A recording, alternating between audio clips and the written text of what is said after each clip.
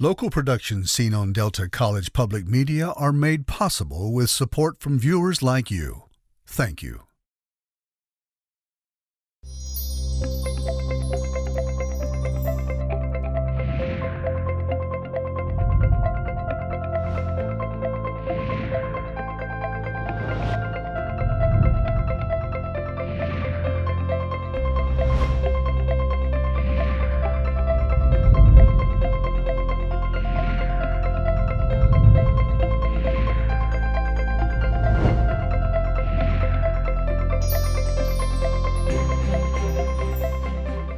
Hello, everyone. Welcome to Junia Doan's Spark.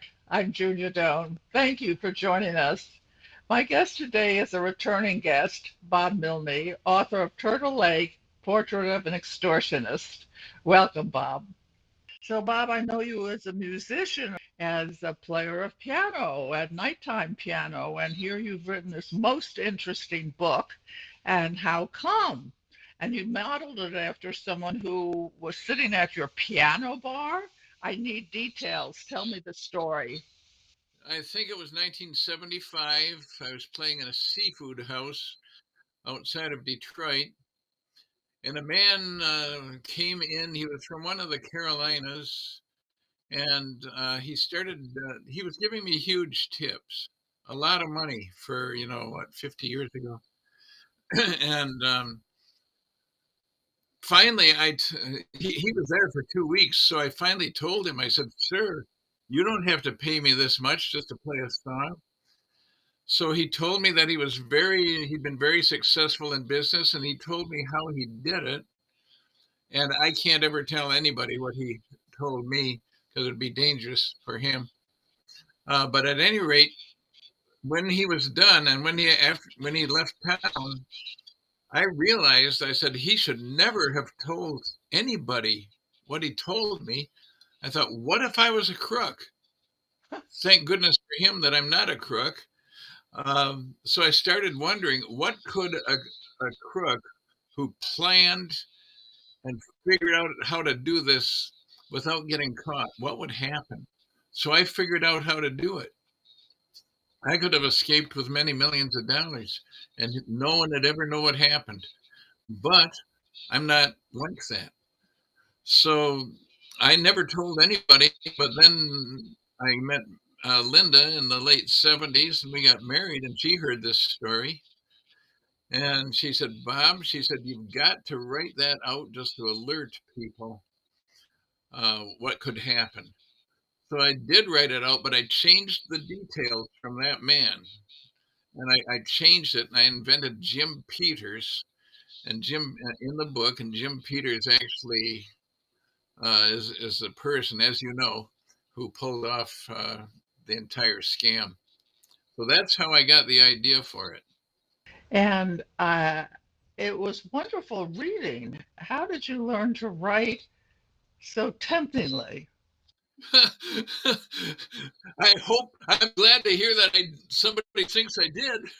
I never wrote in. Well, yes, I wrote short articles for music magazines, and that was my only writing experience. Plus, um, when I would read something that somebody else had written, I could tell if it was good or bad. It's the same with music. You don't have to be educated in music to tell if somebody's any good or not. Well, to me, it was the same with reading. So I would read the thing, I would write it, and then I would read it over, and I'd say, I don't like this, so I'd change it. I'll tell you something else, Junia. When I wrote this thing in 1990, I didn't know how to type, and I never heard of a computer.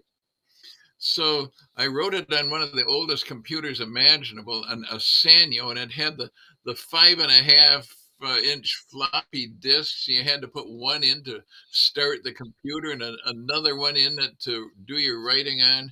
And I didn't know that you had to save it. So after I'd write a whole chapter, it'd disappear because I didn't save it.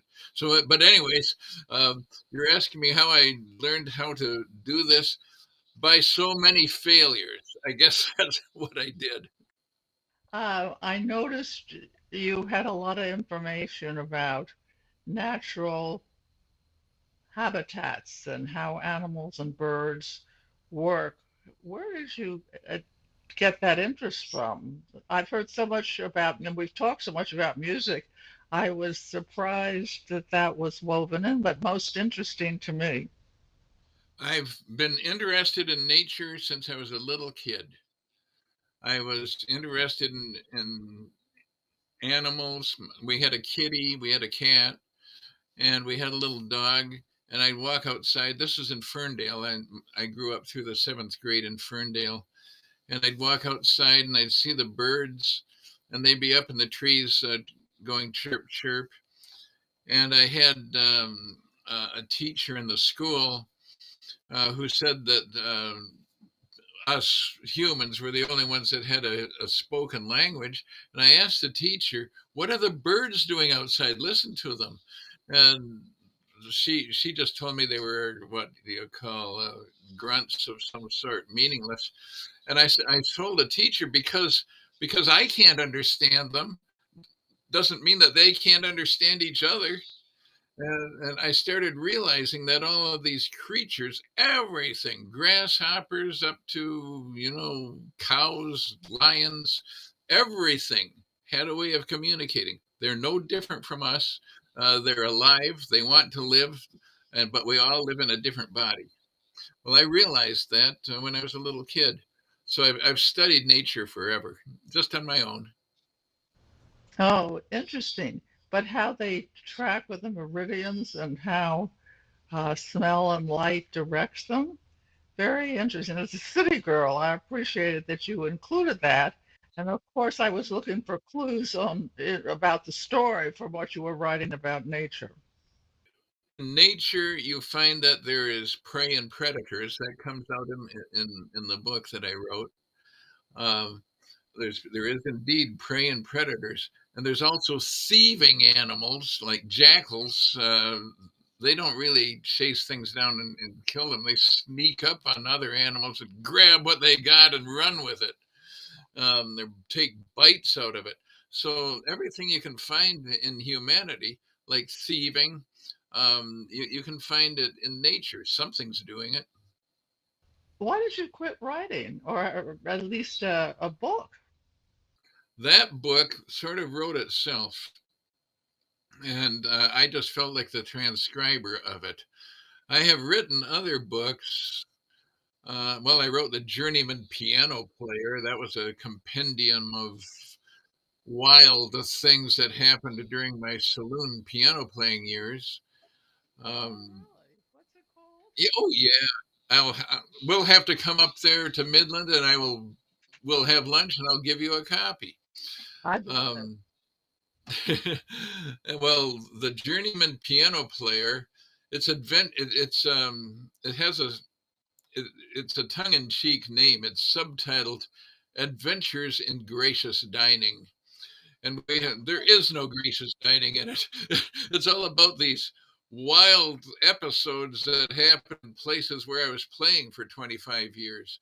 I played in everything from, I'm going to use the phrase redneck bars to the finest of supper clubs, and yet you'd see the same human behavior in all of them.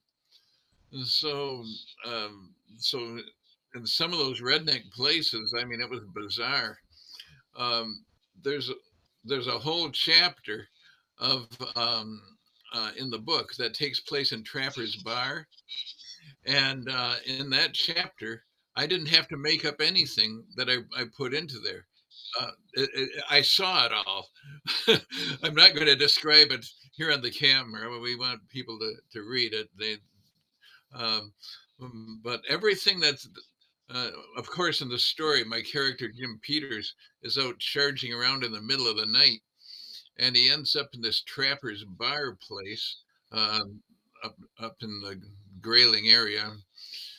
So I Yeah. invented this in the woods joint that was just wildly. It was an ungodly place, and everything I wrote in there, I actually saw it happen in some place that I was playing. Well, what is the style when you play piano? uh, Do people come up and sit around it or talk? You do, or? Are you like a bartender in the sense they share their joys and sorrows? Yes, us piano players during those years, we had to be psychiatrists, and you're sitting there playing the piano, and there's some character sitting nearby, and he doesn't care what you're playing. He's just telling you about his woes, and you have to sit there and say, "Oh, that's horrible that that happened. How can they do that to you? You're a gentleman, you know." How and interesting. of course, you're lying. I wonder if it was there anything you ever wanted to report? Oh, absolutely.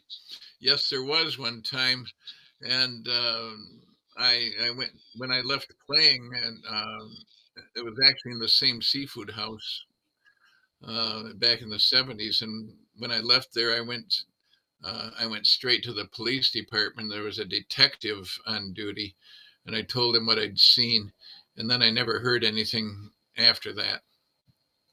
Are you saying you saw some of the dark side of life? I saw it. Are you still playing? I played the concert stages for over 25 years after all those barroom places. And Linda and I, we traveled all over the world. I played 250 performances a year. That's like what Wow, that's four, heavy five, six, duty. seven. That is a lot. What got you to retire? Oh, well, I got older. Doing all the traveling became difficult as both of us got older, and I had other things that I wanted to do. For instance, I wanted to publish Turtle Lake, but when I wrote it in 1990, I was gone all the time, and I was not able to ever publish it. We printed it, and we just sold it ourselves at the performances I did. But it never went through a publisher, but it is now. Yes, tell us. Mission Point Press. Oh my goodness. Some of your friends actually steered me to that, Charles Eisendrath. Say hello to him and his wife I for will me. do that. Absolutely. Well, Charles told me to go to Mission Point Press, and they are fantastic. They took my book and they've gone through and through it, making suggestions. They call it editing. I don't have to make any of the suggestions that they suggest, but their suggestions were very small points, but they were good. And Mission Point is telling me now that they're publishing this thing in the spring. They have a long, several months of pre-publicity to all the bookstores, and they're going to release it in the spring to 70,000 outlets. Wow. A lot of bookstores, many of them are Amazon Books, things like that, um, and they're publishing it nationwide and beyond. I'm just thrilled beyond words. Now, do they recommend that you go out and do these either readings or hellos at bookstores or other Yeah, places? yes, they do. Maybe I'll do one in Midland. How about Please, that? lovely. We have a Barnes and Noble. That would be well, wonderful. we'll do that, and you and me can sit there, and people will ask questions about the book, and you can answer it. I'll just sit there and I'll pretend I'm the Like author. a quiz. No, I was suitably impressed how you got over fear as an experience and how you um,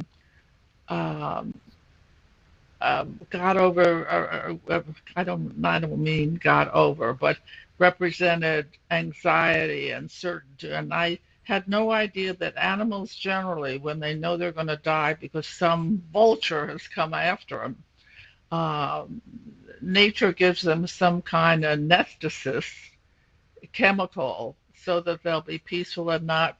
feel it as much. Is that true? Where did you learn that? I learned that many years ago. Um, I don't remember where I learned it, but I've read briefly in articles that that is true, and I actually read the name of whatever chemical it is that releases into the brain.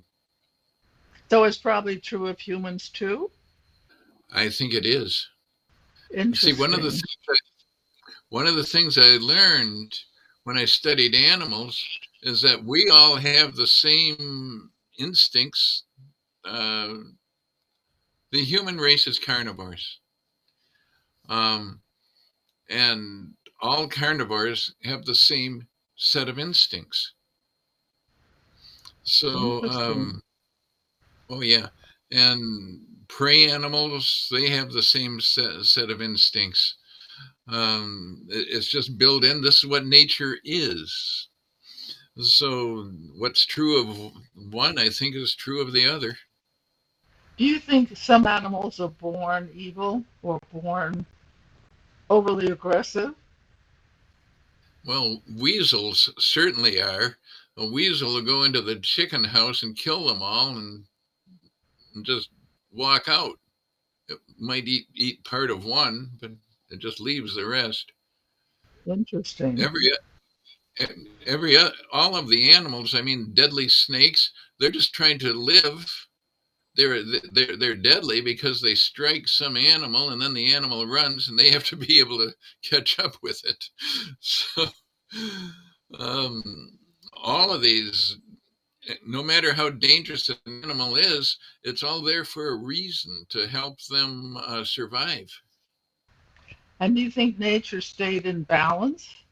Much is made of this or that species is declining due to some form of human activity or not.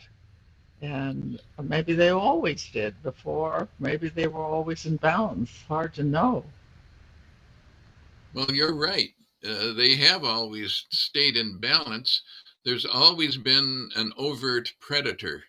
For instance, many of the dinosaurs all disappeared, and it wasn't because of humans, and it wasn't because of us polluting anything. And you go back just 10,000 years here in North America, the saber-toothed tigers disappeared. So did all of the mastodons and mammoths. And for various reasons, was that they would run out of food, or at the time, the human race that was living here was killing them. Um, but uh, the species come and go, and it's not our fault, or it's nothing that we can control. I was entranced with this very mean eagle you wrote about, the golden, the yellow. I just thought, how could something be so beautiful and be so fierce? But it really, yeah, I, it was a real education for me in your pointing out that. Are there any people who, and the character of Charlie was saying you can turn, you, just what you're saying, you can look at human behavior and animal behavior and figure out the similarities. But I didn't know when you said Charlie knew where the septic tank wasn't there, that that implied he knew everything else as well. What was your intention?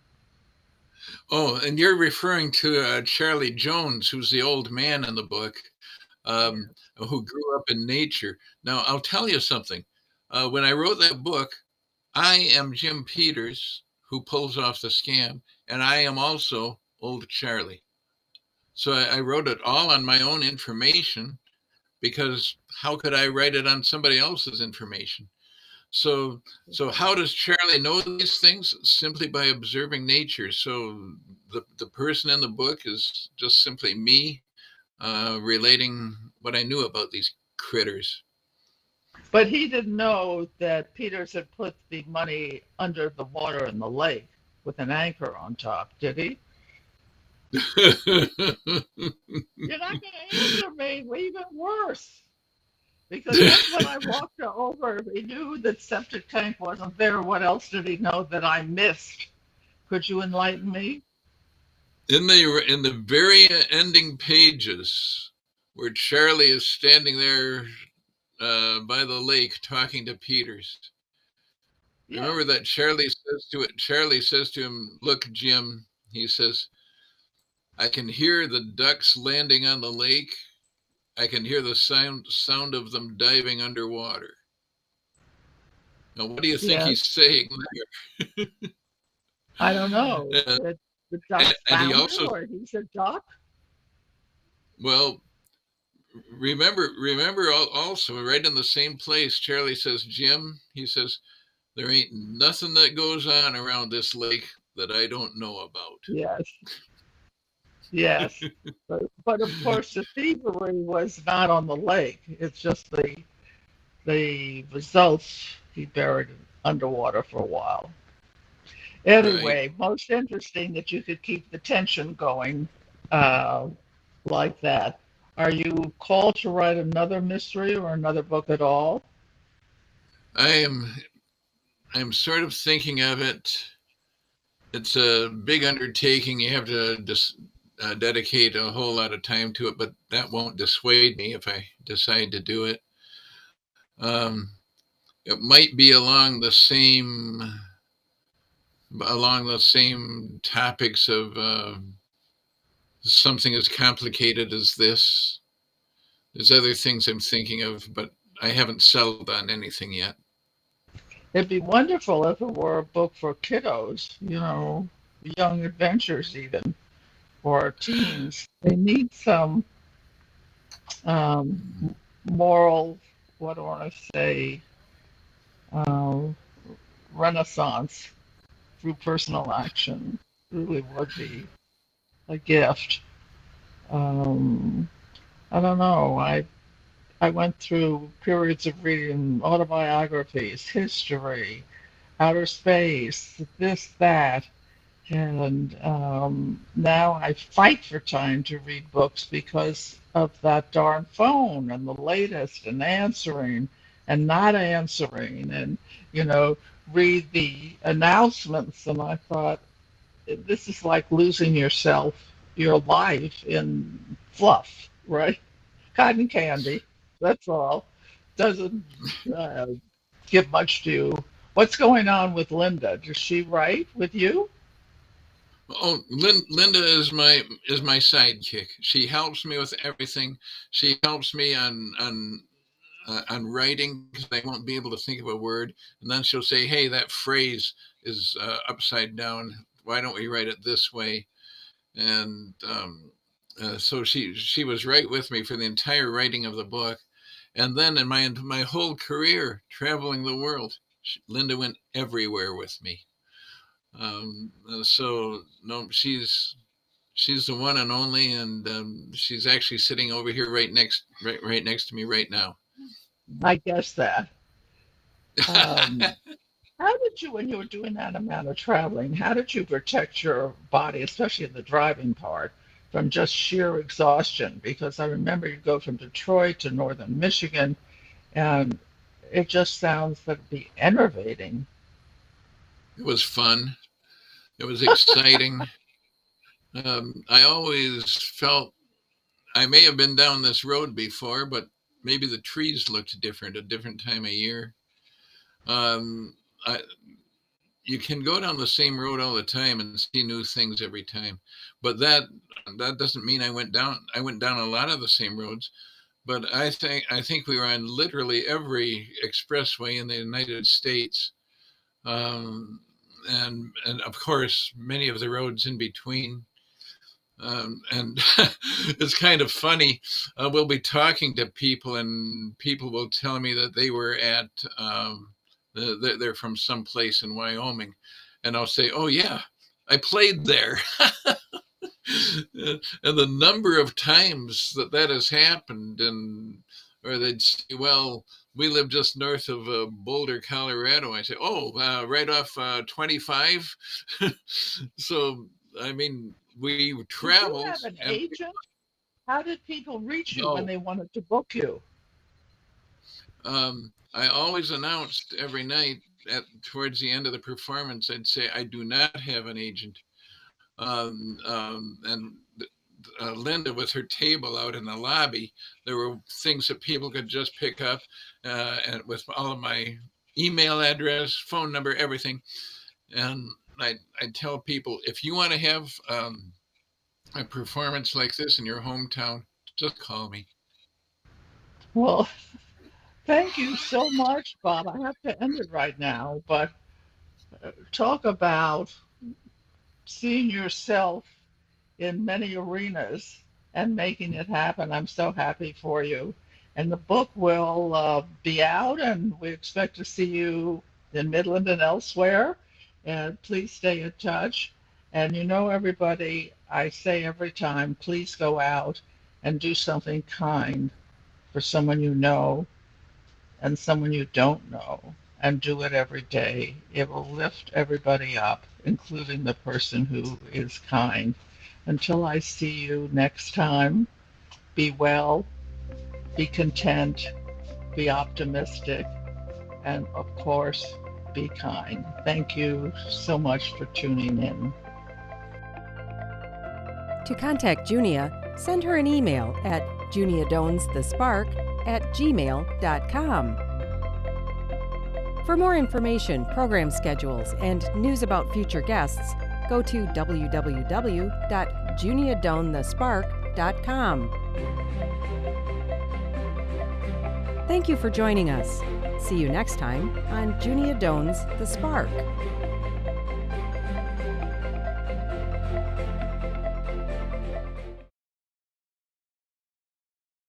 Local productions seen on Delta College Public Media are made possible with support from viewers like you. Thank you.